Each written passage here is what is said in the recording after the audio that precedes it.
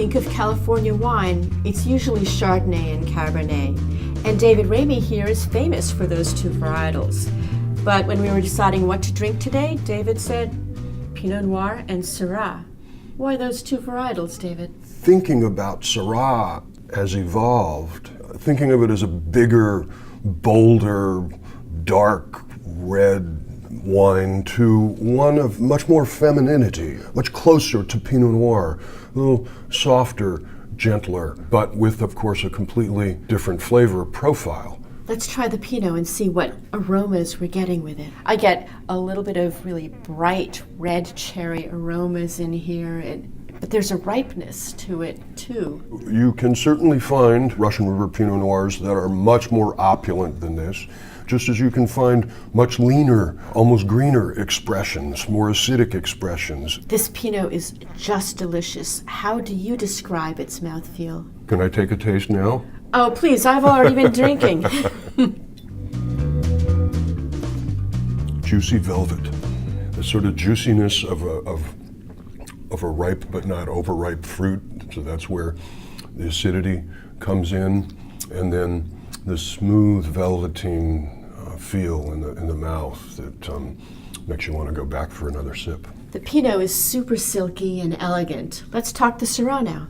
Sometimes people think of Syrah as a big, bold, somewhat rustic wine, and it can be that way, but it can also veer a little toward Pinot Noir structurally and in terms of almost being a more feminine expression. The big difference being that while Pinot smells and tastes like Pinot, Syrah, cool climate Syrah, has this very distinctive savory character, this identity that can be called smoked meat or bacon fat, peppercorn, green olive, grapefruit. Now for the texture, the mouthfeel.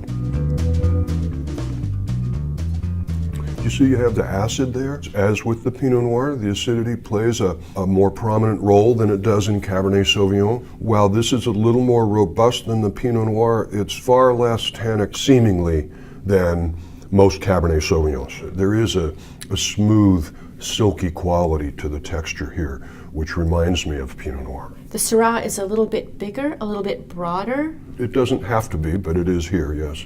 But it's still elegant and delicate. I think sometimes people don't know what to expect from Syrah, and sometimes they're used to the big, jammy wines. But this is a more, I would say, classic, sort of neo-Rhone expression. The Pinot and the Syrah, both delicious, each distinctive. Would you pair them with different foods?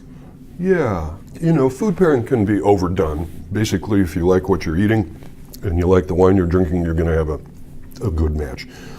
But I'm sort of a classicist. I think of the Pinot probably with less flavorful foods, roast chicken, for example, veal blanquette, veal in a white sauce, all the sort of things you might find in Burgundy. Whereas the Syrah does have this more distinctive character, the smoked meat and peppercorn, and I do think of more southern French foods with that. I think of lamb shanks with garlicky white beans.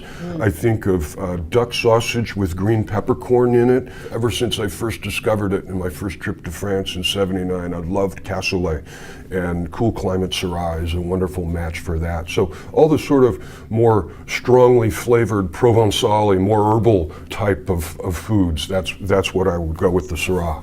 I'm hungry. And fortunately, here we're in Manhattan where great food surrounds us. I love how different these two wines are, the Pinot and the Syrah. The Pinot is bright and really super vibrant, and the Syrah is bright, but it's got an extra smoky, rich depth to it. That's a gorgeous comparison. Thank you. Well, if you want to learn about Pinot and Syrah, try these two wines. It's a great contrast. Oh, thank you, Laura. I appreciate it.